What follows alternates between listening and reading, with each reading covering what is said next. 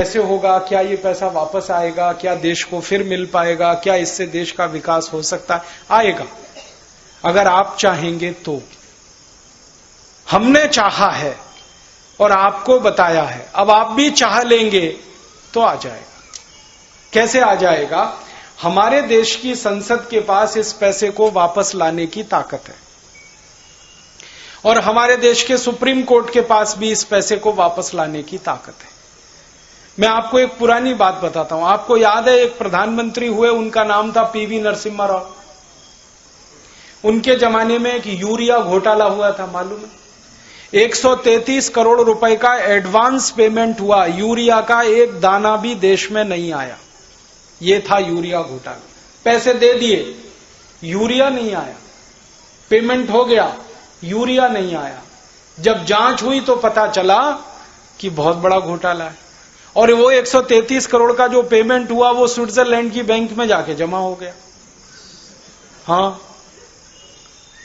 तब दिल्ली के high court में और बाद में भारत के सुप्रीम कोर्ट में 2 याचिकाएं दायर हुई, पब्लिक इंटरेस्ट पिटीशंस, और उस पर हाई कोर्ट का फैसला आया, फिर सुप्रीम कोर्ट का फैसला आया कि यूरिया के पेमेंट में जो पैसा गया वो भारत की राष्ट्रीय संपत्ति है, तो या तो यूरिया आना चाहिए या पैसा वापस आना चाहिए।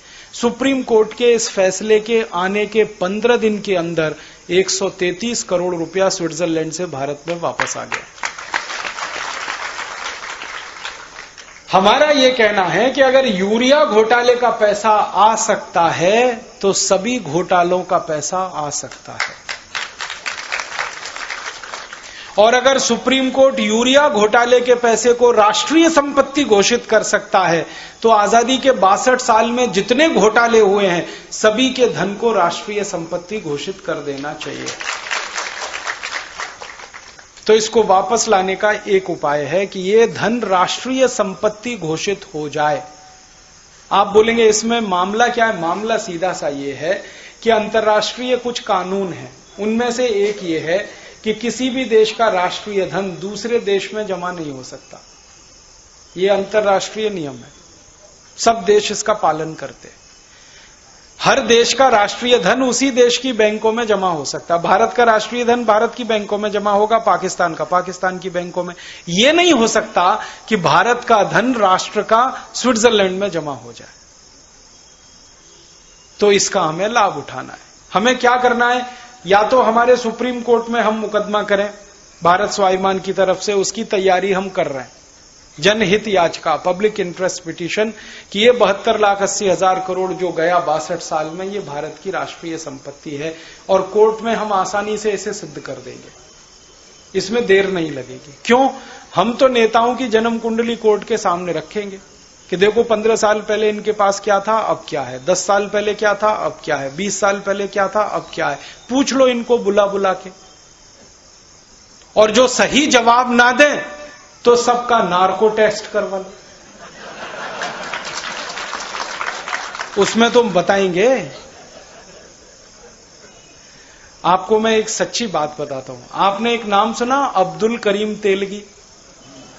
वो एक आदमी ने 36,000 करोड़ का घोटाला किया, 36,000 स्टाम्प घोटाला। उसका नार्को टेस्ट हुआ, उसने 19 नेताओं के नाम बताए, 19, और उसमें से 3 तो ऐसे हैं जो इस समय केंद्र सरकार में मंत्री, इस समय 3 नाम तो ऐसे, और 11 नाम ऐसे हैं जो महाराष्ट्र की राज्य सरकार में मंत्री, 3 केंद्र सरकार में मंत्री और बाकी दूसरे नेता हैं। तो अब्दुल करीम तेलगी ने सबके नाम बता दिए। अब सरकार की हालत खराब ये हो रही है कि उनको उजागर कैसे करें, क्योंकि सरकार उनके समर्थन से चल रही।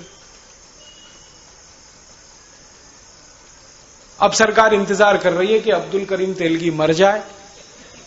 हां, सरकार ही प्रार्थना कर रही है कि ये मर जाए और मामला रफा दफा हो जाए, जिनके नाम है वो वहीं दबे रह जाएं, वो उजागर ना होने पाए। ये है स्थिति।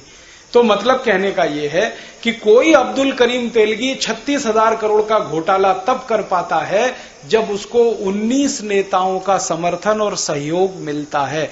मतलब सीधी सी बात है कि इस देश में चोरी और डकैती करने वालों को राजनीतिक संरक्षण मिलने के बाद ही वो करते हैं, ऐसे ही नहीं होता है।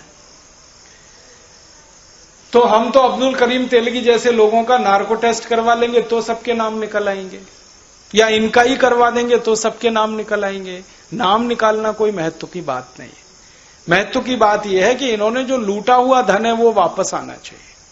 वो देश का धन है, राष्ट्र का धन है, देश के हित में काम उसको होना चाहिए।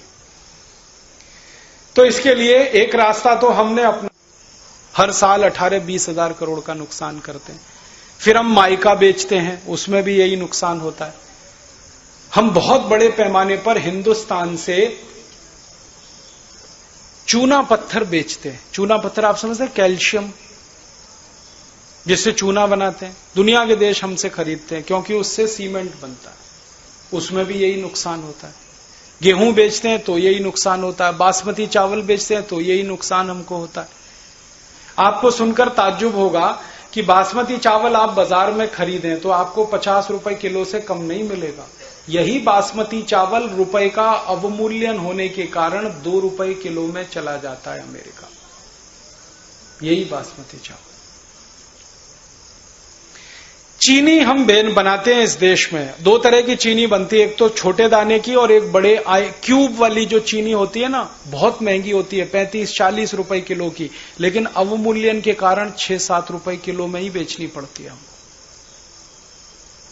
हर साल हम जो निर्यात करते हैं ना, उसमें लाखों करोड़ों रुपए का घाटा होता है।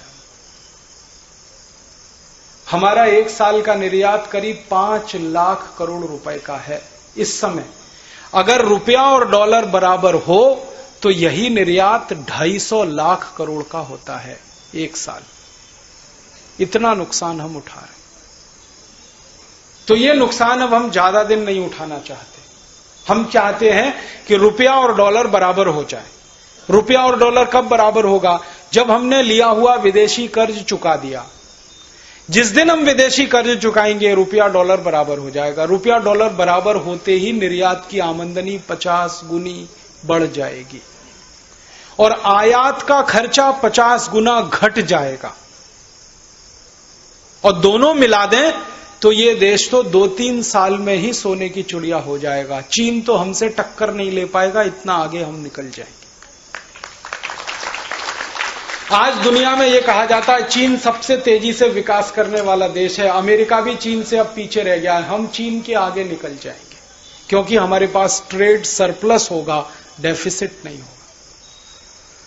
और कुछ बात बताता हूं, अगर रुपया डॉलर बराबर हुआ तो आपकी जिंदगी में क्या परिवर्तन आएगा? जो चीजें आप बाजार से खरीद रहे हैं सब सस्ती हो जाएंगी। जो डीजल आप इस समय खरीदते हैं 35 रुपए लीटर, ये हो जाएगा 10 से 12 रुपए लीटर। जो पेट्रोल आप खरीदते हैं 50 रुपए लीटर, ये हो जाएगा 17-18 रुपए लीटर। जो रसोई गैस का सिलेंडर आप लेते हैं 350 रुपए का, ये हो जाएगा 45 रुपए का। जिस लड़के या लड़की को इंजीनियरिंग पढ़ाने में आपका 2.5-3 लाख खर्च होता है, वो 25,000 में ही इंजीनियरिंग पढ़ लेगा। जिसको मेडिकल के एग्जामिनेशन से लेके डॉक्टर बनाने तक 5-7 लाख खर्च होता है, वो मुश्किल से 50,000 के खर्चे में हो जाएगा। आप अगर दिल्ली से न्यूयॉर्क जाएं और न्यूयॉर्क से वापस दिल्ली आए, मुश्किल से 7-8 हजार रुपए में आपका किराया हो जाएगा, जो इस समय 90,000 तक खर्च होता है। सारी कीमतें गिरेंगी क्योंकि रुपए की कीमत बढ़ेगी, डॉलर की कीमत गिरेगी। और भारत की जो संपत्ति है अंतर्राष्ट्रीय बाजार में 50 गुनी ज्यादा हो जाएगी। इसी कीमत पर आमदनी 50 गुनी बढ़ जाएगी। हमारी सब चीजों में बढ़ोतरी होगी अगर रुपया और डॉलर बराबर हो। और ये तब बराबर होगा जब हम कर्ज वापस करें। कर्ज वापस तब करेंगे जब 18 लाख करोड़ हमारी जेब में हो। ये आएगा कहां से? ये स्विस बैंक का पैसा वापस लाने के बाद ही आएगा। तो एक तो उस पैसे से कर्ज चुकाना है, दूसरा गांव का विकास करना है। गांव का विकास करने में 50 लाख करोड़ चाहिए, कर्ज देने में कम से कम हमको 18 लाख करोड़ चाहिए। तो करीब करीब आप समझ लो 68 लाख करोड़ 70 लाख करोड़ खर्च हो जाएगा, फिर भी हमारे पास करीब करीब 60 लाख करोड़ बचेगा। और उस 60 लाख करोड़ को अगर हम फिक्स डिपॉजिट में रख दें, भारत माता के नाम से फिक्स डिपॉजिट कर दें और 10% का ब्याज उस पर मिलता रहे, तो साल का ब्याज करीब 6.25-6.5 लाख करोड़ का होगा। माने पूरा बजट हम बना सकेंगे बिना एक पैसा किसी पर टैक्स लगाए हुए, पूरी अर्थव्यवस्था को टैक्स फ्री कर सकते हैं। टैक्स सब हटा सकते हैं, इनकम टैक्स हटा सकते हैं, कॉर्पोरेट टैक्स हटा सकते हैं, सेंट्रल एक्साइज हटा सकते हैं, सारे टैक्स खत्म कर सकते हैं। और टैक्स खत्म होते ही हर चीज 70% सस्ती हो जाएगी। जो पेन आपको अभी 10 रुपए का मिलता है ये 3 रुपए का हो जाएगा। जो घड़ी आपकी 300 रुपए की है ये 100 रुपए की हो जाएगी। हर चीज 60 से 70% सस्ती होगी टैक्स हटते ही। तो देश चलाने का खर्चा कहां से आएगा? टैक्स नहीं लगाएंगे। तो हमने बता दिया, स्विस बैंक के बचे हुए पैसे को फिक्स डिपॉजिट में रख दो, साल के ब्याज से ही देश चल जाएगा। और दूसरा एक रास्ता है अपने पास कि सब टैक्स खत्म कर दो, एक टैक्स लगाओ, सिर्फ ट्रांजैक्शन टैक्स, और वो भी टोटल ट्रांजैक्शन का 2% सिर्फ। हमारे देश में बैंक में लेन देन होता है साल में, महीने में और हर दिन। चेक और ड्राफ्ट के द्वारा जो लेन देन है वो 1,25,000 करोड़ हर एक दिन का है। साल का लेन देन 400 लाख करोड़ का है। और कैश का लेन देन इसमें जोड़ दें तो वो चेक और ड्राफ्ट से ज्यादा। आपको मालूम है हम कैश में ट्रांजैक्शन ज्यादा करते हैं चेक और ड्राफ्ट की तुलना। सारे काम हम कैश में करते हैं, सब्जी कैश में खरीदते हैं, अपने घर की नौकरानी को कैश में पैसा देते हैं, कोई चेक से नहीं देता, कोई ड्राफ्ट से देता है। नौकरों को, नौकरानियों को सब कैश में देते हैं, सब्जी खरीदते हैं, दुकान पे जाते हैं, सब कैश में करते हैं। माने चेक से ज्यादा हमारा कैश का व्यवहार है। तो कैश के व्यवहार को या तो चेक में ले आओ या सारे व्यवहार को ओपन कर दो, व्हाइट कर दो। और ये व्हाइट कब हो जाएगा? आप इनकम टैक्स हटा दो, ये सारा व्यवहार अपने आप ओपन हो जाएगा, सब व्हाइट हो जाएगा। ये छुपाना तब पड़ता है जब इनकम टैक्स का डर रहता है। आप इनकम टैक्स हटा दो, डर खत्म हो जाएगा। इनकम टैक्स इसलिए भी हटाना जरूरी है कि अंग्रेजों के जमाने का लगाया हुआ टैक्स है, वो हमारा नहीं है। 1860 में अंग्रेजों ने ये टैक्स लाया था और अंग्रेजों की योजना ये थी कि भारतवासियों से लूट लूट कर पैसा लंदन लेके जाना है, इसलिए ये टैक्स उन्होंने लगाया था। अंग्रेजों ने टैक्स पता है कैसे लगाए थे? वो ये कहते थे कि भारत का आदमी कोई भी चीज का उत्पादन करे तो उसके उत्पादन पे ही टैक्स लगा दो, एक्साइज ड्यूटी। फिर उस उत्पादन को वो बेचने के लिए बाजार में जाए तो बेचने पे टैक्स लगा दो, सेल्स टैक्स। फिर बेचकर मुनाफा कमाए तो उसके मुनाफे पे टैक्स लगा दो, इनकम टैक्स। फिर उस सामान को एक गांव से दूसरे गांव में लेके जाए तो दोनों गांवों में टैक्स लगा दो, एक में एंट्री टैक्स, एक में एग्जिट टैक्स। फिर अंग्रेजों की सड़क पर से लेके जाए तो वहां टैक्स लगा दो, टोल टैक्स। फिर ऑक्ट्रॉय लगा दो। ऐसे करके 20 टैक्स उन्होंने प्लान किए। आजादी के 62 साल के बाद ये टैक्स क्यों चलने चाहिए? क्योंकि अंग्रेजों ने तो लूटने के लिए लगाए थे, तो हम खत्म करना चाहते हैं। सारे टैक्स खत्म कर दो, हिंदुस्तान का हर आदमी ईमानदार हो जाएगा। क्योंकि बेईमानी इस देश के लोगों को टैक्स डिपार्टमेंट ने सिखाई है। इस देश का आदमी बेईमान नहीं है, ये तो income tax, central excise, sales tax के डिपार्टमेंट्स हैं और कानून हैं जो बेईमान बनाते हैं इस देश के लोगों को। आपने 100 रुपया कमाया, उसमें से 35 रुपए इनकम टैक्स में दे दिया तो 65 रुपए आपका व्हाइट है, नहीं दिया तो 100 रुपए ब्लैक है। रुपया तो रुपया है, वो ब्लैक एंड व्हाइट नहीं होता। ये तो कानून गलत है, जो कुछ पैसे को व्हाइट कहता है, कुछ को ब्लैक कहता है। और इस कानून का दुष्चक्र पता है कितना खतरनाक हो गया है कि इस देश की अर्थव्यवस्था में जो कुल उत्पादन होता है, जिसको जीडीपी कहते हैं, जो 48 लाख करोड़ का है, उसका 70% हिस्सा ब्लैक इकोनॉमी में चलता है। 36 लाख करोड़ रुपए ब्लैक में चलता है, इस देश में घूमता है। और लोग ब्लैक में ट्रांजैक्शन कर क्यों रहे हैं? इनकम टैक्स के डर के कारण। लोगों ने पैसा छुपा के क्यों रखा हुआ है? इनकम टैक्स के डर के कारण। हटा दो इनकम टैक्स, लोगों ने जितना पैसा छुपा के रखा हुआ सब बाजार में आ जाएगा और सारा ट्रांजैक्शन व्हाइट में हो जाएगा। हर आदमी ईमानदार है और ईमानदारी से जीना चाहता है। टैक्स डिपार्टमेंट उसको ईमानदार नहीं रहने देता।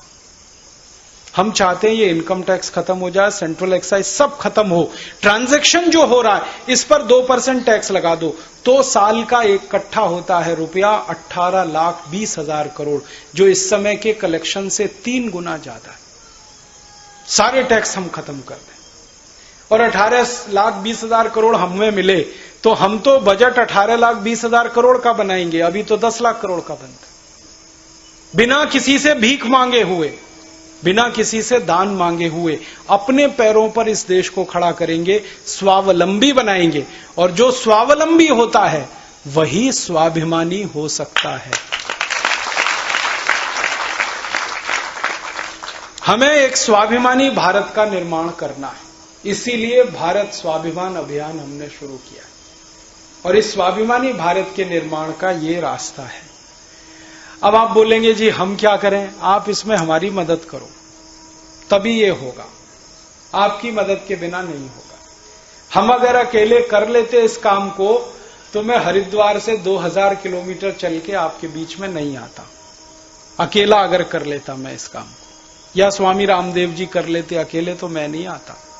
क्या जरूरत है, हम अकेले नहीं कर सकते। क्यों? क्योंकि प्रजातंत्र में कोई भी काम करवाना हो तो बहुमत चाहिए, हमको इस काम के लिए बहुमत चाहिए। तो आप हमारा बहुमत बने, कैसे? हमारी ताकत बने। ताकत आप हमारी कैसे बनेंगे? हमारे इस अभियान में आप जुड़ जाएं। जुड़ने का रास्ता क्या है? बहुत सरल है। इस अभियान में सदस्य बनने के लिए एक फॉर्म है, वो भर दें। यहाँ की जो स्थानीय समिति है ना, होशंगाबाद की पतंजलि योग समिति, ये आपको फॉर्म दे देगी। भारत स्वाभिमान समिति से फॉर्म ले लीजिए, ये अजय भाई और ये सब लोग यहीं के संचालक हैं, इनसे फॉर्म ले लीजिए, भर के इनको दे दीजिए। उसमें कुछ मेंबरशिप फीस है, साधारण सदस्य बनना है तो 51 रुपए देना है बस, और असाधारण बनना है तो 1100 रुपए देना है।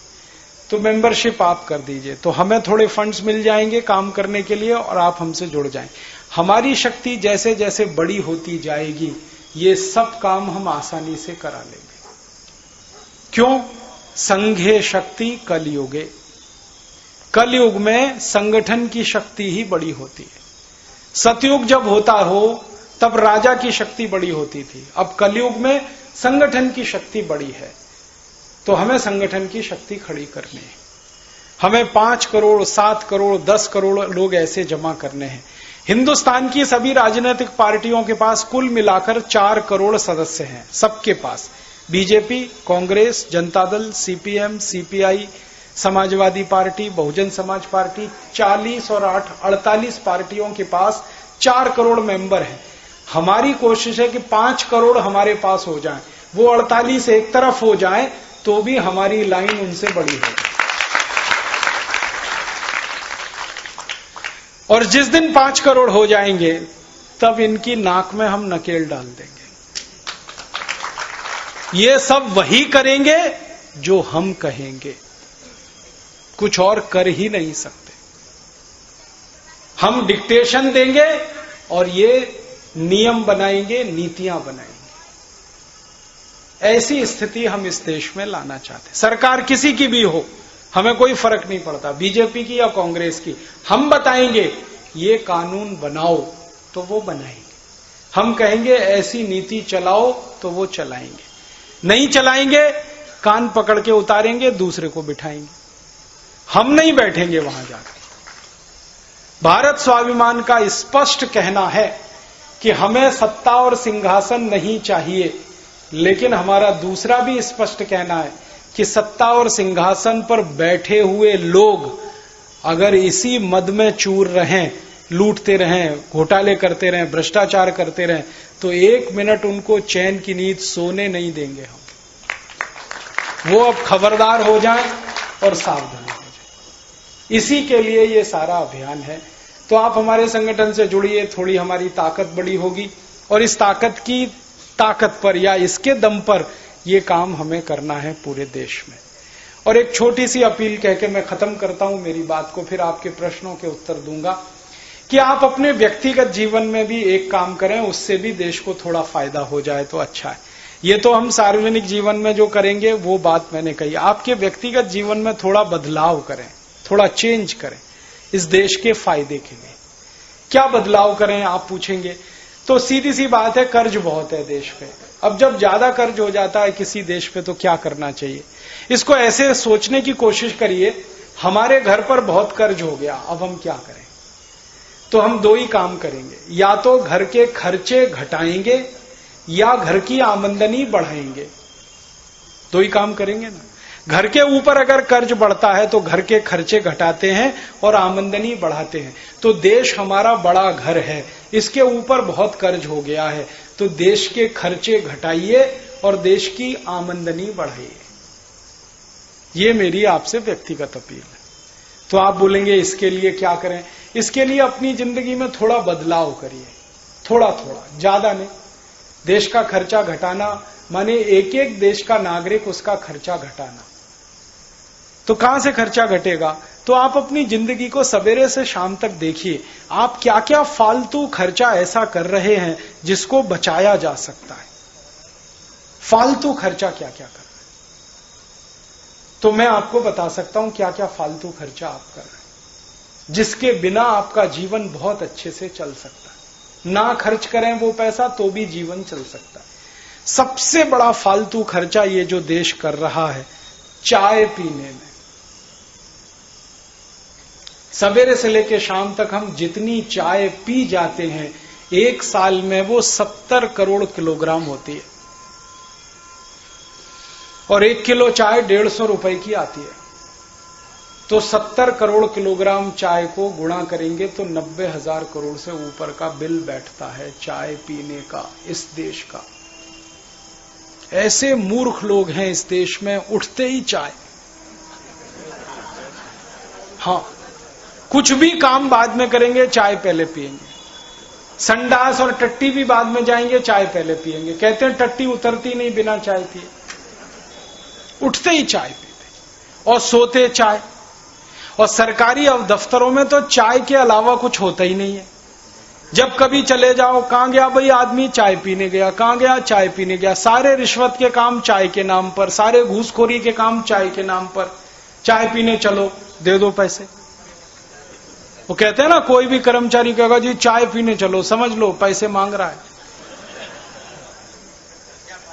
तो खर्चा पानी सब चाय के नाम पर। ये चाय बंद करो, और ये चाय इसलिए बंद करो कि ये हिंदुस्तानी नहीं है, अंग्रेजों की लाई हुई है।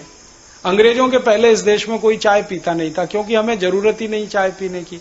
चाय तो गर्म देश के ठंडे देश के लोगों को पीने की चीज है, क्योंकि गर्मी लाती है, ब्लड प्रेशर बढ़ाती है। और ठंडे देश तो यूरोप और अमेरिका और कनाडा के हैं, हम तो गर्म देश वाले हैं, हम क्यों पिए। हम तो दूध पिए, दही पिए, लस्सी पिए, छाछ पिए, मट्ठा पिए, नींबू की शिकंजी पिए, नारियल का पानी पिए, संतरे का रस पिए, मौसमी का रस पिए। अपने पास तो पीने के लिए इतनी चीजें हैं, हमको क्यों पीना चाय। आयुर्वेद में चाय निषिद्ध है, आपको मालूम। और आप इसे बार बार पीते हैं तो बड़ा नुकसान है। सबसे बड़ा नुकसान है कि पेट की एसिडिटी बढ़ाती है, अम्लता बढ़ाती है। चाय में केमिकल जितने भी हैं वो सब एसिडिक हैं, और पेट की अम्लता बढ़ेगी तो खून की अम्लता बढ़ेगी, रक्त की एसिडिटी बढ़ेगी तो रक्त में फिर 80 तरह के रोग पैदा होंगे, और उन रोगों से लड़ने के लिए फिर आपको और हजारों करोड़ खर्च करने पड़ेंगे। तो चाय पियो, उसमें 70,000 90,000 करोड़ खर्च हो, फिर चाय से जो रोग पैदा हो उसमें और हजारों करोड़ खर्च हो। क्यों फालतू खर्च कर रहे हैं, बंद कर दो, जरूरत नहीं है इसको पीने की। और ये नशा है, रोज पियो फिर एक दिन ना पियो तो सिर में दर्द होता है। नशा है बिल्कुल, ये शराब की तरह का। बंद करो इसको। आप मत पियो, किसी मेहमान को भी मत पिलाओ। हाँ, जो आप नहीं करो तो मेहमान को क्यों करवाना। तो फिर आप बोलोगे फिर क्या करें, विकल्प मैं बताता हूं। दूध पियो। मैंने एक दिन हिसाब लगाया कि 90,000 करोड़ की जो हम चाय पी रहे हैं, इतने ही करोड़ का दूध पी लें, 90,000 करोड़ का, तो देश की तो दशा ही बदल जाएगी। 90,000 करोड़ का दूध पिएंगे तो 20 करोड़ गाय पालनी पड़ेगी, तब इतना दूध आएगा। और जो 20 करोड़ गाय पालनी पड़े तो गाय का कत्ल आज और अभी से बंद कराना पड़ेगा, तभी 20 करोड़ गाय बचेगी, नहीं तो नहीं बचेगी। तो कत्ल होने के लिए जो गाय जा रही है ये रुक जाएगी, और ये जो गाय 20 करोड़ हो गई, हर गाय साल में कम से कम एक बछड़ा या एक बछिया देती है, तो कितने बैल हो जाएंगे? और इतने बैल हो गए तो खेती के काम आएंगे, तो ट्रैक्टर खत्म हो जाएगा, डीजल का खर्चा पूरी तरह से बंद हो जाएगा किसानों का। और जो बैल और गाय बढ़ गए तो गोबर बहुत हो जाएगा, और गोबर इतना हो जाएगा कि हर खेत में डालने के लिए मिल जाएगा, यूरिया खरीदना नहीं पड़ेगा, डीएपी डालना नहीं पड़ेगा। यूरिया डीएपी का 4,80,000 करोड़ का खर्चा बच जाएगा। और जो गाय बैल बहुत हो गए तो उनका मूत्र भी बहुत होगा, उस मूत्र को इकट्ठा करके छिड़कते रहे तो फसल पे कीड़े नहीं आएंगे। तो कीड़े मारने की जो दवाएं डालनी पड़ती हैं, endosulfan, malathion, parathion, benzene hexachloride, ये सब बंद हो जाएंगी। इसका 2 लाख करोड़ और बच जाएगा देश को। कितने फायदे हैं देखो आप। बस एक काम करो, चाय मत पियो, दूध पियो, दूध। 1 कप दूध पी लो, और आप दूध पियोगे तो पैसा किसी किसान के ही हाथ जाने वाला है। चाय पियोगे तो पैसा ब्रुक बॉन्ड कंपनी के हाथ जाएगा, लिप्टन के हाथ जाएगा, टी सिटी के हाथ जाएगा, गॉडफ्रे फिलिप्स के, ये सब विदेशी कंपनियां हैं, लूट के पैसा अपने देश में ले जाएंगी। हम वही ठन गोपाल। पहले ईस्ट इंडिया कंपनी लूटती थी, अब ये लूटेंगे। तो बंद कर दो आप इसे, तुरंत बंद कर दो। फिर पीना क्या है? दूध पी लो। जिनको दूध अच्छा नहीं लगता वो नींबू की शिकंजी पी ले, नारियल का पानी पी ले, संतरे का रस पी ले, मौसम्बी का रस पी ले। और कुछ नहीं अच्छा लगता तो पानी को खूब गर्म करके चाय की तरह से पी ले। पानी ही पी लो चाय की तरह से। तुलसी की पत्ती डाल लो, अदरक डाल लो। परम पूजनीय स्वामी जी ने एक फॉर्मूले से एक दिव्य पेय बनाया, वो पी लो, चाय से अच्छा है। वो हृदय घात के रोगियों के लिए भी, ब्लड प्रेशर के रोगियों के लिए भी, डायबिटिक लोगों, सबके लिए अच्छा है। और उसका एक फायदा और है कि चाय पी के जो जहर इकट्ठा हो गया, वो जहर को फ्लश आउट करके बाहर निकाल देता दिव्य पेय। तो वो ही पी लो। उसको पियोगे तो पैसा हमारे ट्रस्ट में आएगा। हमारा ट्रस्ट यही काम करने वाला है, कुछ और नहीं करने वाला है। तो आप तो बंद कर दो कल से, कोशिश करो, आपका जीवन बदलना शुरू होगा। देश के लिए हम बदल रहे हैं, देश के लिए। यहां से शुरू करो। दूसरा एक बदलाव और हो जाए तो बहुत अच्छा है। फालतू का एकदम खर्चा हम करते हैं, बीड़ी, सिगरेट, गुटखा, तंबाकू और दारू का फालतू खर्चा। 20,000 करोड़ रुपए हम बर्बाद कर देते हैं। एक गुटखे का पाउच है 4-5 रुपए का, मुश्किल से उसमें 10 ग्राम निकलता है। अब तो 5 ग्राम ही हो गया है। 10 ग्राम 8-9 रुपए का, माने 1000 रुपए किलो का हम गुटखा गटकते हैं। 200 रुपए किलो का काजू खा लो, 300 रुपए किलो का बादाम खा लो, 1000 रुपए किलो का गुटखा क्यों खा रहे हो? और गुटखा खा के गाल गलेगा, कैंसर होगा, मरोगे आप सब। 20 लाख लोग मरते हैं हर साल इस देश में कैंसर से, गुटखा खा के, बीड़ी पी के, सिगरेट पी के। बंद करो ये भी फालतू खर्चा, बीड़ी का, सिगरेट का, गुटखा का, दारू का, शराब का, बंद करो। ये खर्चा बचाओ। फिर वो आप बोलोगे जी छूटता नहीं है। छोड़ने के तरीके मैं बता सकता हूं। गुटखा जो किसी का छुड़ाना हो तो उसकी सबसे अच्छी दवा है अदरक। अदरक है ना, उसके छोटे छोटे टुकड़े करो, उसमें नींबू का रस मिलाओ, थोड़ा नमक मिलाओ और धूप में सुखा लो। सुखा के जेब में भर के रखो। जब भी गुटखा खाने की तलब लगे, अदरक का एक टुकड़ा मुंह में रखे चूसो, चूसते रहो, चबाना नहीं। गुटखा खाने की याद ही नहीं आएगी। बहुत सरल है, बहुत आसान। ऐसे बीड़ी सिगरेट छोड़ना है तो उसमें भी अदरक काम आता है। शराब छोड़नी है तो भी काम आता है। अदरक में है क्या? एक केमिकल है, उसका नाम है सल्फर। ये व्यसन करने वालों के शरीर में सल्फर बहुत कम हो जाता है, तो इसकी तलब लगती है बाहर से पूर्ति करने के लिए, तो वो अदरक से पूर्ति कर लो। एक टूथपेस्ट 30 रुपए का 100 ग्राम आता है, 300 रुपए किलो। अब 300 रुपए किलो का पेस्ट रगड़ते हैं और थूकते हैं उसको। 200 रुपए किलो का घी रोटी पे लगा के खाते हैं। 300 रुपए किलो का पेस्ट वॉश बेसिन में थूक के चले जाते हैं। कहते हैं हम बड़े स्मार्ट। मैं उनसे कहता हूं और स्मार्ट बनो, तो कहते हैं क्या करें? मैं कहता हूं ये 300 रुपए किलो का पेस्ट इतना महंगा, इसको थूकते क्यों हो? रोटी पे लगा लगा के खा लो, क्योंकि घी से तो महंगा है। फालतू खर्चा पेस्ट का। हमारे देश में 20-25 साल पहले तक कोई नहीं करता था ये पेस्ट। ये टीवी के विज्ञापन में देख देख के हमारा दिमाग खराब हो गया। ब्रश ले आते हैं, पेस्ट ले आते हैं। आपको मैं एक गहरी बात कहना चाहता हूं, वो ये, अमेरिका और यूरोप के देशों में ये टूथपेस्ट जब बिकता है ना, तो उस पर चेतावनी लिखी रहती है अंग्रेजी भाषा में। क्या लिखा रहता है? इट इज कार्सिनोजेनिक, माने कैंसरस। सभी टूथपेस्ट कैंसर करते। क्यों?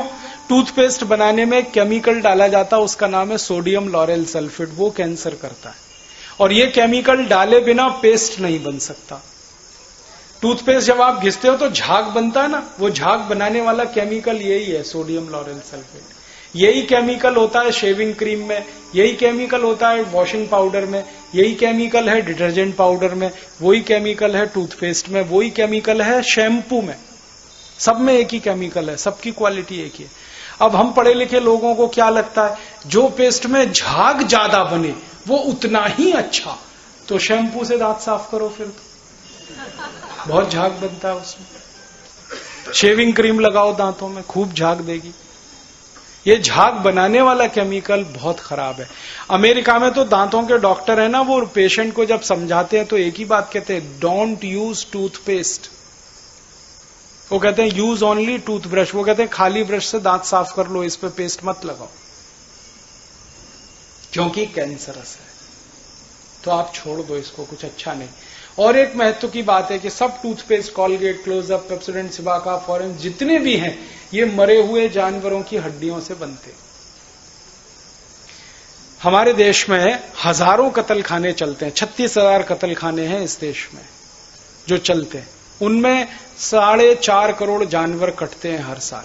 उनका मांस बाजार में बिकता है। उनकी जो हड्डियां हैं वो पेस्ट बनाने वाली कंपनियां खरीदते हैं। हड्डियों को सुखाकर पाउडर बनाते हैं, फिर उससे पेस्ट बनता है। और रोज सुबह हम दांतों पे घिसते हैं, धर्म का नाश करते हैं। बंद कर दो आप, अच्छा नहीं। तो आप बोलोगे क्या होगा? पैसे बचेंगे, आपके देश के पैसे बचेंगे। अब आप दांत कैसे साफ करेंगे? दांत साफ करो नीम के दातुन से, बबूल के दातुन से, करंज के दातुन से, पाकड़ के दातुन से। Tax free, cost free, side effect नहीं है, एक्सपायरी डेट कुछ भी नहीं। हर गांव में दातुन मिलती है, गली गली मिलती है, आसानी से उपलब्ध है। तो वही आप करो। आप बोलोगे जी दातुन करेंगे तो पेड़ खत्म हो जाएंगे, उसका भी हिसाब बताता हूं। एक दातुन को 7 दिन करना, तो पेड़ कभी भी खत्म नहीं होंगे। क्यों? दातुन के लिए जो डंडी तोड़ते हैं ना, तो जितनी आप तोड़ते हैं 7 दिन में उतनी बड़ी फिर हो जाती है, वो मेंटेन रहता है वो साइकिल। तो एक दातुन तोड़ो, 7 दिन चलाओ। कैसे? दातुन को चबा लिया, आगे का हिस्सा चाकू से काट दिया, रात को पानी में डाल के रखा, दूसरे दिन फिर चबा लिया, 6-7 दिन तक चल जाएगा। अब कुछ लोग मुझे कहते हैं कि ये तो बड़ी गंदी बात है, एक ही दातुन को 7 दिन कैसे करें? तो आप ये बताओ, एक टूथब्रश को कितने दिन कर लेते हो? 1-1 साल ब्रश रगड़ लेते हैं, तो दातुन 7 दिन करने में क्या बुराई? और दातुन तो फ्रेश है ना, क्योंकि आगे का काट दिया। दातुन आप करो। और दातुन करना है तो 2 फायदे, एक तो दांत मजबूत, मसूड़े स्वस्थ, और फोकट में हो जाएगा सब काम, खर्चा बच गया। और मैंने एक दिन सोचा कि हम पेस्ट बंद ही कर दें और उतने ही पैसे में दातुन खरीदने लगे, और एक दातुन 50 पैसे का ही बिके मान लो, तो 35 से 40 लाख लोगों को तो रोजगार दातुन बेचने से ही मिल सकता है पूरे देश में। आप कभी बंबई जाओ तो बंबई के सभी रेलवे स्टेशन पे दातुन मिलता है, 1 रुपए का 2, 2 रुपए का 3, 3 रुपए का 4। जो बंबई में मिल सकता है तो होशंगाबाद में भी मिल सकता है। रोजगार बढ़ा सकते हैं। तो पेस्ट बंद करके, ब्रश बंद करके दातुन करें। दातुन कभी नहीं मिले, कोई मजबूरी हो जाए तो दंतमंजन कर लें। बहुत सारे दंतमंजन भारत में बनते हैं, और दंतमंजन घर में बना सकते हैं। थोड़ा हल्दी ले लो, थोड़ा नमक ले लो, थोड़ा तेल ले लो, तीनों को मिलाओ, दांत पे घिस लो, बहुत अच्छा है। खर्चे बचाने, और खर्चा कहां बचा सकते हैं? शेविंग क्रीम मत लगाओ, खर्चा बचेगा बहुत पूरे देश का। 50 करोड़ मर्द हैं जो शेविंग क्रीम में हजारों करोड़ खर्च करते। या तो स्वामी रामदेव जी की तरह से दाढ़ी रख लो तो खर्चा बचेगा, दाढ़ी नहीं है तो बिना शेविंग क्रीम के दाढ़ी बनाओ, खर्चा बचेगा। आप बोलेंगे कैसे बनाए, मैं आपको तरीका बताता हूं। थोड़ा दूध ले लो, दूध, कच्चा दूध, उसको चेहरे में लगाओ, चेहरा एकदम सॉफ्ट हो जाता है स्किन। फिर रेजर चलाओ, बहुत चिकनी दाढ़ी बनती है। मैं 10 साल से बनाता हूं और 4 फायदे हैं इसके। पहला फायदा है ब्लेड का खर्चा कम, क्योंकि जब दूध लगाते हैं ना तो चिकनाई बढ़ जाती है, तो रेजर आसानी से चलता है, तो ब्लेड कम घिसता है, तो ब्लेड का फायदा। दूसरा फायदा, दूध लगाओ तो गंदगी निकल जाती है चेहरे की। दूध जो है ना बेस्ट क्वालिटी क्लिंजिंग एजेंट है। जितने बड़े बड़े ब्यूटी पार्लर्स है ना वहां सब मिल्क क्लिंजिंग ही होता है, दूध से ही चेहरा साफ करते हैं। तो रोज दूध लगाएंगे, चेहरा साफ रहेगा, कील मुहां से नहीं निकलेंगे, चेहरा चमकेगा, आप सब स्मार्ट हो जाएंगे। फोकट में स्मार्ट बनने का तरीका बता रहा हूं। दूध से दाढ़ी बनाओ। दूध ना मिले तो दही से बना लो, थोड़ा दही लगा लिया, रेजर चला लिया। नहीं तो गर्म पानी ले लो, गर्म पानी से भी दाढ़ी बनती है। नहीं तो नहाते समय दाढ़ी बना लो। नहीं तो सबसे आसान तरीका है कि 1 बूंद तेल ले लो, पानी में मिला के चेहरे पे लगा के रेजर चलाओ, एकदम डीप कट होता है, क्लीन शेव होती है। शेविंग क्रीम का फालतू खर्चा बंद कर दो। फिर और एक फालतू खर्चा आप बंद कर सकते हो, साबुन का। फालतू साबुन ज्यादा मत लगाओ। तो कैसे नहाएं? बेसन से नहाओ, चने के आटे से, मुल्तानी मिट्टी से नहाओ। नहीं तो तौलिया भिगा लो पानी में, गीले तौलिया से शरीर रगड़ लो, पानी से नहा लो। नहीं तो दूध से नहा लो। हमारे देश में महाशिवरात्रि का त्योहार आता है, शंकर भगवान को दूध से ही नहलाते हैं। तो भक्त क्यों नहीं दूध से नहा सकते? जब भगवान नहा सकते तो भक्त नहा सकते। हम जब बुजुर्गों के पांव छूते हैं ना तो वो आशीर्वाद देते हैं, दूधो नहाओ पूतों फलो। कभी किसी ने ऐसा आशीर्वाद दिया, लक्स लगाओ पूतों फलो?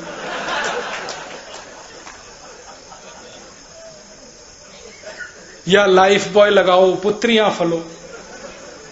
हमेशा कहते हैं दूधो नहाओ पूतों फलो। तो बुजुर्गों की इतनी तो मानो कि दूध से नहाओ। अब दूध से नहाने के फायदे क्या हैं? दूध से नहाने का फायदा, एक तो दूध की बिक्री बढ़ेगी, मुनाफा किसानों को मिलेगा, गाय पालनी पड़ेगी, भैंस पालनी पड़ेगी, पशुधन बढ़ेगा। पशुधन ही देश का धन है। वो कहते थे ना, गोधन गजधन बाजधन और रतन धन खान। तो गाय, पशु, ये सब धन है, देश का संपत्ति है, बोझा नहीं है कोई। दूध की डिमांड बढ़े तो यही होने वाला है। और दूध से नहाएंगे तो और एक फायदा है, साबुन का खर्चा कम। दूध से नहाए तो और एक फायदा, गंदगी निकल जाती है। आप थोड़ा दूध ले लो, चेहरे पे लगाओ, फिर रुई से चेहरा पूछो, एकदम काला काला रुई हो जाता है, क्योंकि गंदगी सब निकल आती है उससे। दूध एक अकेली चीज है पूरी दुनिया में जो लगाने के 2 मिनट बाद ही गंदगी को खींच लेता है। इसलिए ब्यूटी पार्लर में मिल्क क्लिंजिंग होता है, सोप क्लिंजिंग कहीं नहीं होता। तो आप सोचो, नहाना दूध से शुरू करो। 1-2 चम्मच दूध लगता है, 1-2 चम्मच कच्चा दूध लेके तेल की तरह से रगड़ लो, पानी से नहा लो, तो त्वचा एकदम नरम रहती है। त्वचा नरम रहेगी तो कोल्ड क्रीम का खर्चा बचेगा, पामोलिव नहीं लगाना पड़ेगा, ओल्ड स्पाइस नहीं लगाना पड़ेगा, फेयर एंड लवली नहीं लगाना पड़ेगा। वो हजारों करोड़ का खर्चा बचेगा। लोग फेयर एंड लवली लगा लगा के परेशान है, कहते हैं इससे गोरापन आता है। मैंने एक भैंस को 4 साल लगा के देख लिया, वो अभी भी काली की काली है। दुनिया में ऐसी कोई क्रीम नहीं है जो काले को गोरा बना दे। जो काला है काला है, जो गोरा है वो गोरा है। और जो काला गोरा हो जाता फेयर एंड लवली से, तो अफ्रीका वाले तो सब गोरे होते। कोई क्रीम काले को गोरा नहीं बना सकते, ये तो मूर्ख बनाते हैं वो विज्ञापन। और हम कितना खर्चा करते हैं? 25 ग्राम फेयर एंड लवली 40 रुपए की है, 50 ग्राम 80 की, 100 ग्राम 160 की, 1 किलो 1600 रुपए की। अब 1600 रुपए किलो की क्रीम लगाते हैं, 400 रुपए किलो बादाम नहीं खाते। क्या मूर्खता है। बंद करो ये cream, powder, lipstick, nail polish सब बंद कर दो। फालतू का बहुत खर्चा बचेगा।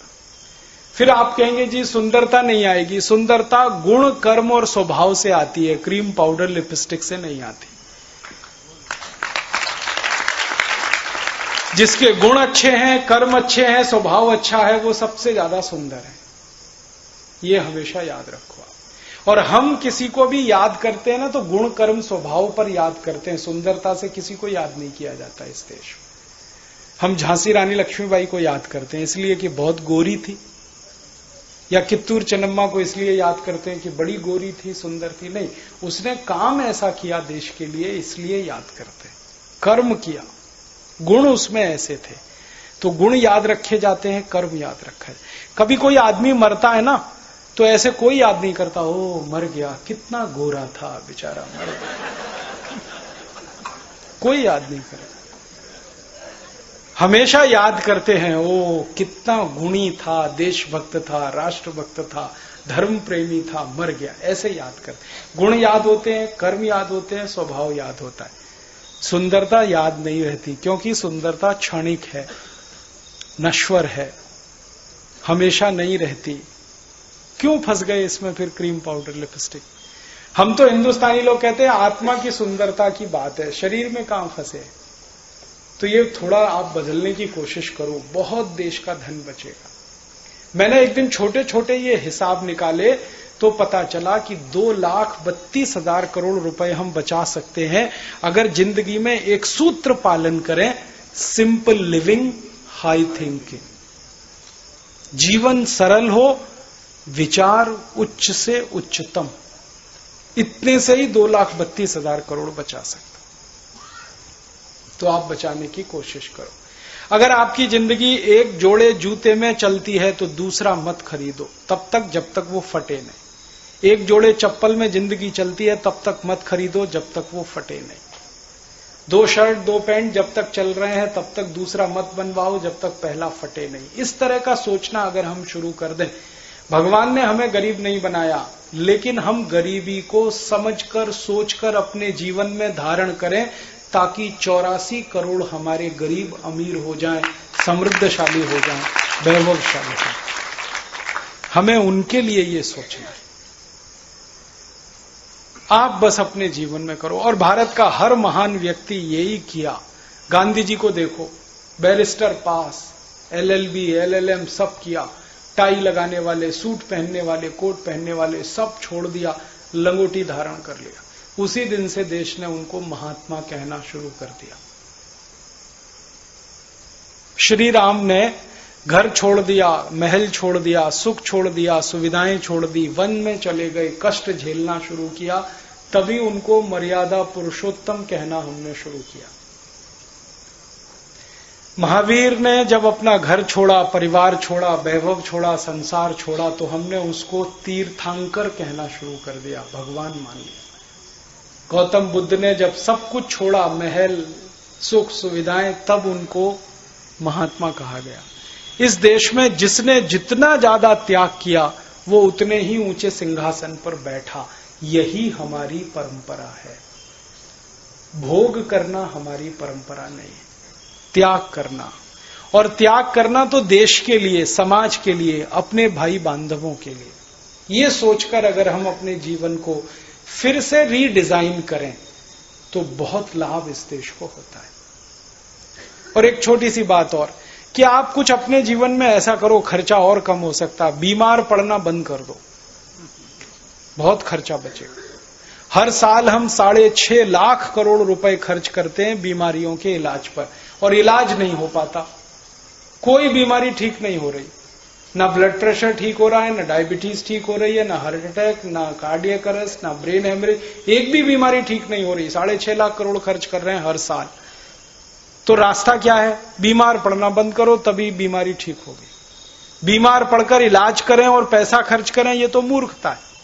बीमारी ना पड़े तो क्या करें? थोड़ा योग कर लो, थोड़ा प्राणायाम कर लो। स्वामी रामदेव जी रोज सवेरे फोकट में सिखाते हैं 5 से 7:30 आस्था चैनल पे। कोई पैसा नहीं लगता, कोई फीस नहीं लगता। शुरू करो, चालू हो जाओ। थोड़ा भस्त्रिका कर लिया, थोड़ा कपाल भाती कर लिया, थोड़ा अनुलोम विलोम कर लिया, थोड़ा उद्गीत कर लिया, थोड़ा प्रणव कर लिया। 6-7 प्राणायाम वो बताते हैं, वो आप ध्यान से कर लो। आधा पौना घंटे ही रोज कर लो तो आपका ब्लड प्रेशर, आपका डायबिटीज, आपका आर्थराइटिस, ऐसी 20 नहीं 50 नहीं सैकड़ों बीमारियों से आप बचेंगे और दूसरों को करवा दो। इसके लिए क्लास चलती है, योग कक्षाएं चलती हैं, यहां होशंगाबाद में भी होती होंगी, यहां भी योग शिक्षक हैं, उनके शरण में चले जाओ, उनको बुलाओ, वो सिखाएंगे, आप सीख लो उनके पास जाके। ये सब निशुल्क है, इसमें कोई फीस नहीं लगती। ये सारे हमारे पदाधिकारी पहले योग शिक्षक हैं, बाद में पदाधिकारी हैं। ये सब कक्षाएं लेते हैं, सब सिखाते हैं प्राणायाम। हमारे यहाँ नियम ही है कि पदाधिकारी वही हो सकता है जो खुद सीखा हुआ हो और दूसरों को सिखाता हो। तो आप इनसे कभी भी सीख सकते हैं और खुद कर सकते हैं। महीने में कुछ स्पेशल क्लास भी ये लोग आपकी करा सकते हैं, 4 दिन 5 दिन महीने में, और सामान्य कक्षाएं तो रोज चल सकती हैं। तो योग प्राणायाम से आप स्वस्थ रहना सीख लो और थोड़ा आयुर्वेद के मोटे मोटे कुछ नियम अपने जीवन में आप जान लो तो बीमारियां आएंगी ही नहीं। आयुर्वेद में एक बड़े महान व्यक्ति हुए, उनका नाम था बाघभट्ट। जैसे चरक थे ना सुश्रुत, वैसे ही बाघभट्ट। उन्होंने कुछ नियम बनाए और उनका यह कहना है कि जो व्यक्ति इन नियमों का पालन करे बीमारी नहीं पड़ सकता। आप उन नियमों का पालन कर लो, बहुत आसान नियम है। महर्षि बाघभट्ट कहते हैं वात पित्त कफ तीनों को संतुलित रखो तो बीमारी आएगी नहीं। बस इतनी सी बात है। अब वात पित्त कफ को संतुलित रखने के लिए क्या क्या करें, 3-4 उनके छोटे छोटे नियम आप अगर कर लो तो बहुत अच्छा है। उनका पहला नियम है कि खाना खाने के तुरंत बाद पानी मत पियो। पानी 1 से 1.5 घंटे के बाद पियो, क्योंकि जैसे ही हम खाना खाते हैं ना तो पेट में अग्नि जलती है, उसको जठर अग्नि कहते हैं, वही खाने को पचाती है। अब आप खाना खाते ही पानी पी लेते हैं तो वो अग्नि शांत हो जाती है, फिर खाने के पचने का काम बंद हो जाता है, फिर खाना सड़ता है और सड़ा हुआ खाना 100 से ज्यादा रोग पैदा करता है। इसलिए कहा गया भोजनांते विषमवारी, भोजन के अंत में पानी जहर के जैसा है, मत पियो, 1-1.5 घंटे बाद पियो। दूसरा उनका नियम है पानी घूट घूट भर के पियो, 1-1 सिप। क्यों? मुंह की लार है ना वो पूरी पानी में मिलके अंदर जानी चाहिए, क्योंकि ये मुंह की लार है ना ये क्षारीय है और पेट में अम्ल बनता है। क्षार और अम्ल अगर मिलता रहे तो न्यूट्रल कर देता है एक दूसरे को, तो पेट न्यूट्रल रहे तो जिंदगी में बीमारी नहीं आती। इसलिए पानी घूट घूट पियो, 1-1 सिप करके। आप पशुओं को देखो, पक्षियों को देखो, 1-1 घूट पानी पीते। चिड़िया को देखो पानी पीते हुए, 1-1 ड्रॉप पानी का उठाती है, 1 बूंद, फिर ऐसे ऐसे मुंह चलाती है, फिर पीती है। सभी जानवरों को देखो, कुत्ता पानी चाट चाट के पीता है, शेर, चीता, लकड़भग्गा, ये सब पानी को सिप करके पीते हैं। और किसी चिड़िया को आपने ओवरवेट नहीं देखा होगा, किसी जानवर को डायबिटीज नहीं है, कोई ओवरवेट नहीं है। क्यों? सब सिप करके पानी पीते। मनुष्य है जो घटाघट पीता है और वजन के लिए, डायबिटीज के लिए परेशान है, अर्थराइटिस से परेशान है। आप पानी सिप सिप पीने लगो, बहुत फायदा है इसका, इतना फायदा है कि आप सोच नहीं सकते। तो पहला नियम है खाने के 1-1.5 घंटे बाद पानी पियो। दूसरा नियम पानी घूट घूट पियो। तीसरा नियम है बाघभट्ट जी का, सवेरे सोकर उठो तो सबसे पहले पानी पियो। दिन की शुरुआत पानी से करो, बिना मुंह धोए पानी पियो, बिना कुल्ला किए पानी पियो। रात की मुंह की लार जो जमा हो गई ना वो सब पेट में लेके जाओ, थूको मत, क्योंकि वो बहुत कीमती है। सुबह सुबह क्या होता है, पेट खाली होता है तो उस समय एसिड सबसे ज्यादा पेट में बनता है, तो मुंह की लार पेट में जाए तो उसको शांत करती है। इसलिए उठते ही पानी पियो, कम से कम 2-3 गिलास। फिर उसके बाद टॉयलेट में जाओ। चौथा नियम है ठंडा पानी कभी मत पियो, गलती से भी मत पीना। कितनी भी प्यास लगे, तेज गला सूखता हो, ठंडा नहीं पीना, सादा पानी पीना या गुनगुना पीना। क्यों? ठंडा पानी पीते ही सारी गड़बड़ होती है। पेट तो गर्म है, पानी तो ठंडा है। गर्म पेट में ठंडा पानी डालेंगे तो पेट पानी को गर्म करेगा, नहीं तो आप मर जाएंगे। पानी अगर पेट में ठंडा बना रहे 3 मिनट तक तो लीवर, किडनी सारे फंक्शन बंद कर देते हैं, क्योंकि लीवर और किडनी को फंक्शन करने के लिए गर्मी चाहिए, ठंडापन नहीं चाहिए। हार्ट फंक्शन बंद कर देता है। तो 3 मिनट में वो पानी को गर्म करना पड़ता है पेट को। और पानी गर्म करने के लिए ऊर्जा चाहिए, गर्मी चाहिए। गर्मी कहां से आएगी? खून में से। तो सारे शरीर का खून पानी को गर्म करने में लग जाता है। तो 3 मिनट तक शरीर के सभी अंगों में खून की कमी आ जाती है। और एक दिन में 10 गिलास आपने ठंडा पानी पिया तो 3 मिनट के हिसाब से सोचो 30 मिनट। और एक साल में हजारों गिलास पानी पिया तो सोचो, कोई अंग हमेशा के लिए आपका खत्म हो जाएगा। अगर ब्लड की कमी ज्यादा हो गई तो फिर बदल नहीं पाएंगे उसको आप। लीवर खराब हो गया तो ट्रांसप्लांट करने में 15 लाख का खर्चा है। किडनी खराब हो जाए तो 2.5-3 लाख का खर्चा। हार्ट खराब हो जाए तो 7-8 लाख का खर्चा। क्यों आप रिस्क ले रहे हैं? मत पियो ठंडा पानी। फ्रिज में पानी रखना बंद कर दो। फ्रिज पानी रखने के लिए नहीं है, दवा रखने के लिए। तो आप मत पियो, दूसरे को मत पिलाओ। हमेशा सादा पानी पियो, गुनगुना पानी पियो। सर्दियों में तो बहुत अच्छा है, गर्मियों में मिट्टी के घड़े का पी सकते हैं। बारिश में तो पानी को उबाल कर ही पीना सबसे अच्छा, जॉन्डिस से भी बचेगी। तो ये छोटे छोटे नियम है। खाने के 1 घंटे बाद पानी पीना, पानी घूट घूट पीना, सवेरे उठते ही पहले पानी पीना, ठंडा पानी कभी नहीं पीना। पानी को हमेशा बैठ के पीना, खड़े खड़े नहीं। खड़े खड़े पिया हुआ पानी सब अर्थराइटिस का तकलीफ बढ़ाता है, घुटने का दर्द, कमर का दर्द। हमेशा बैठ के पीना। ऐसे ही खाना खाओ तो खाने को इतना चबाओ जितने आपके दांत। 32 दांत हैं तो 32 बार चबाओ। रोटी का टुकड़ा मुंह में रख के 32 बार चबाओ। लार के साथ घुल के पानी जैसा होके अंदर जाएगा। बहुत अच्छी जिंदगी में सेहत रहेगी आपकी। खूब चबा के खाना खाओ। और 1-2 छोटी छोटी बातें हैं कि खाना खाते समय 2 चीजें ऐसी साथ में ना हो जो एक दूसरे की विरोधी हैं। जैसे दूध और दही साथ में नहीं हो। प्याज खाना है तो दूध मत खाओ, दही खाना है तो प्याज नहीं होना चाहिए। दही में नमक डाल के मत खाओ, मीठी चीज डाल के खाओ, नहीं तो सादा दही खाओ। दही में नमक डालना माने दही का सत्यानाश करना। दही जो है ना, छोटे छोटे जीवाणुओं का घर है। लैक्टोबैक्टीरिया सबसे ज्यादा दही में है। वो जीवित चाहिए शरीर को। जैसे ही 1 चुटकी नमक डालते हैं सब मर जाते हैं। फिर दही खा रहे हैं तो जीवाणुओं की लाश खा रहे हैं। इसलिए आयुर्वेद कहता है दही में कभी भी नमक नहीं डाल के खाना। बूरा डाल के खा सकते हैं, मिठाई डाल के खा सकते हैं, नमक नहीं। और नमक डालने की कोई मजबूरी हो तो सेंधा नमक डालें, काला नमक, सादा नमक नहीं। तो ऐसी छोटी छोटी बातें अगर हम हमारे जीवन में पालन करते हैं तो बीमारी आती नहीं, तो खर्चा बचता है, तो देश की आमदनी बढ़ती है। तो ये एक रास्ता है देश को बेहतर बनाने का। अपने जीवन को सुखी बनाएं। हमारे देश में ही ये कहा जाता है, सर्वे भवन्तु सुखिनः, सर्वे सन्तु निरामया, सर्वे भद्राणि पश्यन्तु मा कश्चित् दुःखभाग्। सब सुखी हों, सब निरोगी हों, ये भारत में ही है प्रार्थना और कहीं नहीं। तो इस प्रार्थना को हम हमारे जीवन में उतारें। हम सुखी बने, दूसरों को सुखी बनाएं। ये छोटी छोटी ज्ञान की बातें आपने सीखी, दूसरों को सिखाएं। सारे देश में, घर घर में, गली गली, गांव गांव ये जानकारी लोगों तक पहुंचाएं। ये एक बड़ा काम और आप कर सकते हैं व्यक्तिगत रूप से। तो ये मेरी आपसे व्यक्तिगत अपील है कि थोड़ा जीवन बदलिए, simple living and high thinking में जाइए, फालतू खर्चे मत करिए। और जो काम करने से देश का पैसा बेकार होता हो, विदेश में जाता हो, तो बिल्कुल मत करिए। माने विदेशी वस्तु गलती से भी मत खरीदिए। आपको स्वामी जी बार बार कहते हैं, टीवी में आता रहता है कि एक भी विदेशी वस्तु आपने खरीदी तो देश का पैसा गया, और वो पैसा फिर आएगा नहीं वापस देश में। उतने पैसे की कमी जिंदगी भर रहेगी। इसलिए आप अपने जीवन में एक स्वदेशी वस्तुओं के अपनाने का सिद्धांत। अब आप ये पूछोगे पता कैसे चलेगा कौन सी वस्तु विदेशी कौन सी स्वदेशी?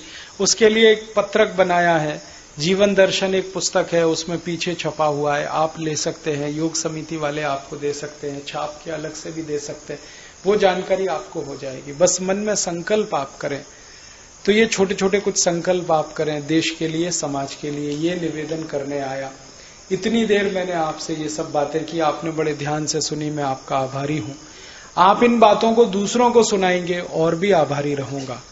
अब मेरी बातों पर अगर आपके मन में कोई प्रश्न आता हो, कोई जिज्ञासा होती हो, तो आप जरूर पूछें, मैं उत्तर देने की कोशिश करूंगा। मेरी एक ही विनम्र प्रार्थना है कि अगर हम सब बैठे हैं यहां एक साथ, तो प्रश्न पूछें। एक एक उठ के जाने लगे तो फिर प्रश्न करना ठीक नहीं होगा।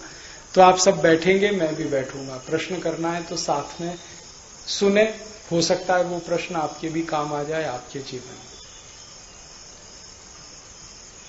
इसमें जो काला धन है, टैक्स से चोरी का बचा है, उसके लिए भी अपने पास कोई योजना है? हाँ, पीछे से प्रश्न आया है, वो ये है कि अपने देश में जो काला धन है, जिसकी मात्रा मैंने बताई ना 36 लाख करोड़ का, इसके लिए कोई योजना है? हाँ, इसके लिए योजना ये है कि इस काले धन को सफेद बनाना है। और इसको सफेद बनाने का एक ही मिनट का काम है कि आप इनकम टैक्स कानून को जिस दिन रद्द कर देंगे, ये सारा काला धन अपने आप सफेद हो जाएगा। और ये 36 लाख करोड़ कहीं छुपा हुआ रखा है लोगों के घरों में, ये अपने आप बाहर आ जाएगा। या तो लोग उसे बैंक में जमा कर देंगे, या तो उसको कारखाने लगाने में, उद्योग लगाने में इस्तेमाल करेंगे, या उस पैसे का खर्चा करेंगे। तीनों ही स्थिति में ये पैसा इकोनॉमी में घूमेगा, अर्थव्यवस्था में आ जाएगा। अब 36 लाख करोड़ रुपए अगर अर्थव्यवस्था में आता है तो इससे तो कितनी प्रोडक्टिविटी हम बढ़ा सकते हैं पूरे देश की। तो काला धन जो पहले से तैयार है, जमा पड़ा है, इसको भी बाहर निकालना है। इसी के लिए इनकम टैक्स एक्ट में बड़ा संशोधन और फेरबदल करवाना है। वो एक बड़ी योजना है, उसकी भी कोशिश हमारी चल रही।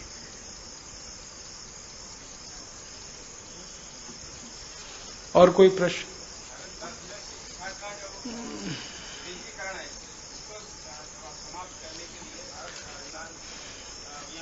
भारत स्वाभिमान अभियान ये कर रहा है कि जो शिक्षा व्यवस्था हमारी इस समय है वो अंग्रेजों की है।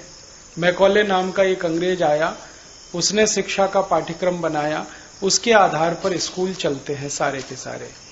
हम उस पाठ्यक्रम को बदलना चाहते, नया पाठ्यक्रम लाना चाहते।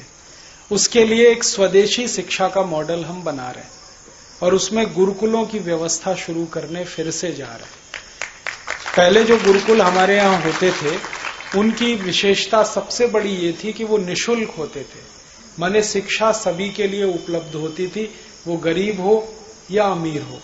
आपको मालूम है श्री कृष्ण और सुदामा एक ही जगह पढ़ते थे। सुदामा के पास तो पैसे ही नहीं थे, कृष्ण तो करोड़पति थे, करोड़पति का बेटा या रोडपति का, सब एक साथ पढ़ते थे क्योंकि फीस नहीं लगती थी। तो शिक्षा तो निशुल्क ही होनी चाहिए। दूसरा, उस शिक्षा में जो ज्ञान होता था वो ऐसा होता था तो जीवन के काम का।